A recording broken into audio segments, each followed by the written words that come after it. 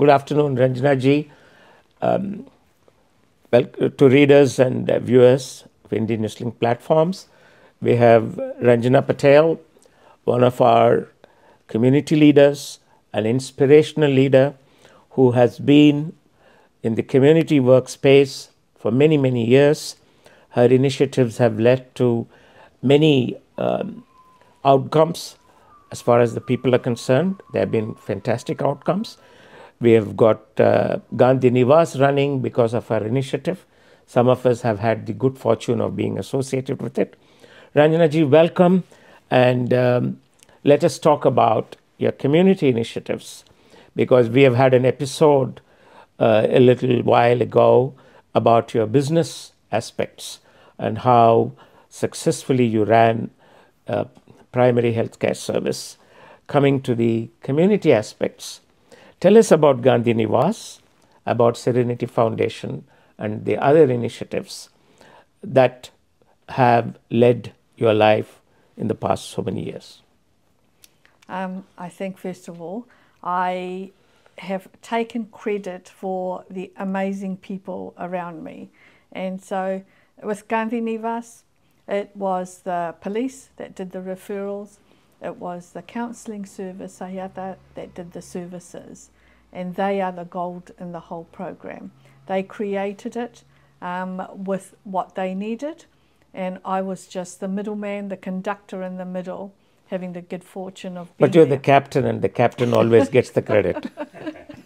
And I think I use the principles of health, that putting the patient first on what they need, Right. not what is dictated. And Sucharita and her team have done that so very well. Sucharita, by the way, is in charge of a facility called Sahayata Services. Ranjana ji, tell us about the Gandhi Nivas initiative, how it came about, because while it's now 10 years, it will be 10 years in December since Gandhi Nivas began, yet many people, especially those who are new to the country, would not have an idea as to what it is and what it does. If you can take a couple of minutes to explain. We both sit on the South Asian Advisory Board, and we were presented in 2014 in April that 4 out of 14 women killed were Indian, which is a quite anomaly year. But when the percentage was at 3% and this was at 19%, it just seemed completely out of kilter. That the area commander said, well, you're an advisory group, you need to tell us how your community's growing in South Auckland, we need to know how we have to change the way we do things. Not understanding family harm, I went to MIT to understand the problem. Counties Manukau Police brought all the providers together to see what we could do differently. And it became quite clear sitting on the peripheral that they were saying they need services for men and immediate services, because what was in the system is that if you are charged, you can get anger management. But that takes 6 weeks to go before the courts and 6 weeks after to get on a course. And so wherever a family harm incident that police have attended, it's 12 weeks before anyone gets any service. Right. And that makes it sort of, they've forgotten what they argued about or what the incident was about. So the providers were all saying we need something that's immediate, because most NGOs in New Zealand work Monday to Friday, 9 to 5. Most family harm incidents happen in the evening and or in weekends. In the weekend. Alcohol and drugs are a main contributor, and so it was important to have the services that dealt with all those issues. And the first year we worked solely on a foundation that we had started in our business as far back as East Tamaki Healthcare in the early 2000s, when we put up a community account where all community services would go through.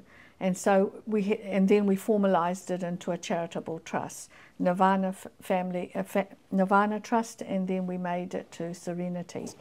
And so when we started, it was difficult to get buy-in from all the other providers, because why are you working with the scum of the earth, the perpetrators? Yep. You need more victim services. But when our statistics are 1 in 3 women is abused, 1 in 6 boys are abused, and every 4 minutes police are called to a family harm incident, and they believe only 20% of women pick up the phone. Yeah. So if you do the maths, in less than a minute, something is happening in someone's household. And with Women's Refuge, they say 90% of women take the men back and they've been given no tools to deal with the next time. So giving people tools on how to change behaviour was the key to this program. And it's not just working with the man, you have to work with the whole family, because you can work with the man in a house, but then you send him back to that same environment. The occurrences are going to happen again. So working with the whole family is our biggest point of difference. It's 24/7, working with the whole family. Qualified and registered staff is another must, because sometimes you have one chance of having the conversation with a man and he may not be ready for change. We know in health, smoking is something perhaps 3 or 4 times before you keep asking people, do you need help stopping smoking? They'll be no. But perhaps you hit them on the 3rd or 4th time, say, yeah, perhaps I'd like a patch. So it's the same concept with family harm. The men may not be ready to change, but when they are, the services are there. And phenomenal outcomes. And of course, we've had Massey University research into this, which has proved the success of the program that Gandhi Nivas has been implemented. What are the challenges that you continue to face as far as Gandhi Nivas' financial challenges? Financially, I think, first of all, the whole program is on Indian philosophy. Sort of no harm, peaceful way of dealing with a very, very volatile situation. And the name Gandhi Nivas, perhaps it's a barrier, people thinking it's only for Indian men. What we found from the first year is that it's predominantly Māori, Pacific, European, then Indian is what our clientele are in the home. So it's the Eastern philosophy, once again, that has worked really well with mainstream New Zealand, and once again putting the customer, patient first and seeing what they need. And it's not a cookie cut program that you have to do anger management. These are the 12 episodes, do 1, 2, 3, 4. You may need with a new migrant to do episode 6 first to say these are New Zealand rules. So adapting to who's in front of you.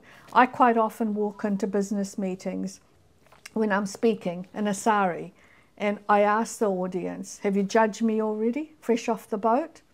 You know, what in the hell is she dressed like that for? I said, you've already prejudged me, but my family's been here over 100 years. And yet you are going to always judge me. My children look the same, my grandchildren look the same. That's not going to change, but your bias towards what we look like because we're different is already set in your mind. So perhaps I'm the wrong colour leading it. I don't know what the barriers are with 8 pieces of research from Massey, with Impact Lab, social return on investment of for every $1 invested, $12.80 gained, yet I can't seem to expand it. So I don't know what the barriers are. If it is who I am or what I am, that's a problem. Sort of needs to be looked into. But we can't deny the fact that Gandhi Nivas has made an impact. It has been a successful venture.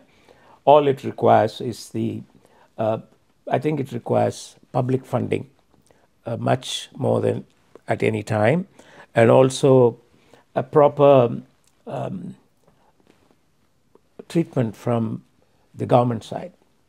That's what I believe is Gandhi Nivas in need of at the moment, because over the last 10 years it has been proved that it's a good venture, that it has had good outcome, and the number of offenders, the number of people who re-offend has been falling. So that speaks for the success.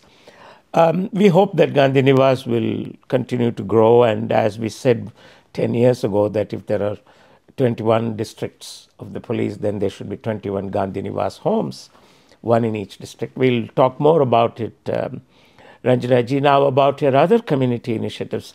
We have had the pleasure of reporting your various other activities. You're with women in New Zealand.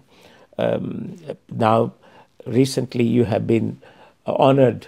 You are being inducted into the Hall of Fame. Tell us about that and how that came about, and were you surprised when you were accorded that honor? When I got the phone call, I sort of went a bit blank and I said, "Is this a joke?" And I was about to put the phone down. Because, you know, we all have the imposter syndrome. You know, in health, it was Gandhi that was the source. He's the doctor. And, you know, very few doctors think economically of running it as a business. But when you start with absolutely nothing, and survival was why you changed the way you did business. And that's the same principles we've used in Gandhi Nivas. You know, I was just, as I said, the conductor there. In Gandhi Nivas, I was just the conductor. That I think I'm just very fortunate and privileged to have amazing people around me. But conductors make the bus move, you know, or anything move, the train move. Anyway, yeah. And so, you know, with the Hall of Fame, first of all, I sort of was a bit reluctant, so they decided to come out and see me. And I looked up what it was, and I was quite shocked that in 30 years that no Indian has been inducted into the Hall of Fame. And so I thought, even if I feel like an imposter, you know, I've got to show other people that it can be done. No, but I think this is a real turning point as far as the community is concerned, because being the first woman and being the first person of Indian origin to be inducted into that important Hall of Fame means something. I think it also shows that the country has recognized you, the country has accepted what you're doing and what your potential has been, which I think is a great honor for all of us, because it brings so much of mana into the community itself. So what are your future plans, Ranjana ji? Do you have any new initiatives that you're planning? We haven't spoken about the temple, but I will ask Kantibai that more of that, because he's been involved with it. You created an enormous, beautiful, magnificent complex in South Auckland, which people are talking about. It has to go on to the international platform. I'll talk to Kantibai about it. I don't think it is any less in importance than the one in Abu Dhabi. We have to just promote it properly here. We'll do that. Tell us, Ranjana ji, where to from here? I think the temple is a very big part of it. And as you pointed out before, we have to get the younger people involved. Are you getting them? And now we are. Recently I started a women's group. And the two young ladies... Where, at the temple? At the temple.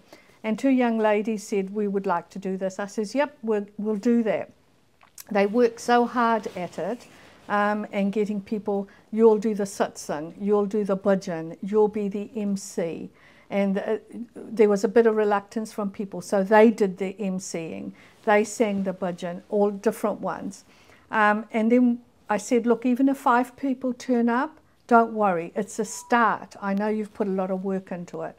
But on the first meeting, they had 50 ladies turn up. Oh, very nice. And all young people.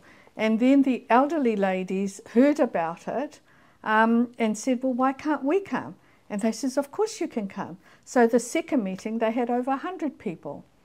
And then after the second meeting, because they put a structure in place, they came to me to say, "Look, Sydney and Melbourne haven't managed to get off doing these things. Can we sort of put it in a package to say, if you want to run a woman's thing, you know, you have to do the religious part, you have to do the fun part, you have to do the singing part, bhajans and everything have to be in there so people buy into it." So now they've packaged it, and they're talking to Sydney to say, "Okay, for the first one, would you like this package?"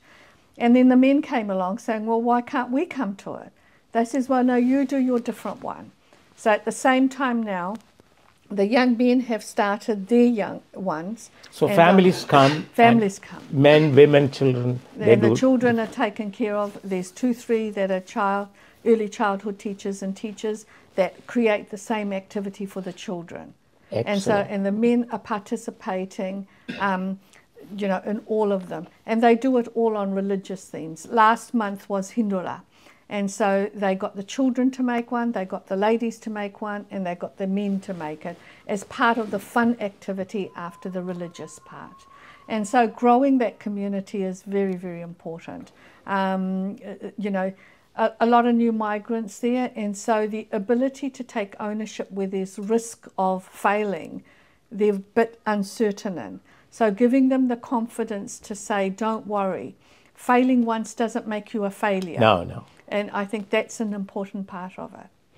Excellent. We'll come to the temple one day, and then we want to shoot there and talk to people and see your activities, because we're really keen on promoting the temple, because we believe it's our pride, and it requires to be properly understood by communities, not just here, rest of the world. Thank you very much, Ranjana ji. It's been wonderful having you with us in our office today, and we hope to have more of you in the months to come. Thank you very much. Thank you.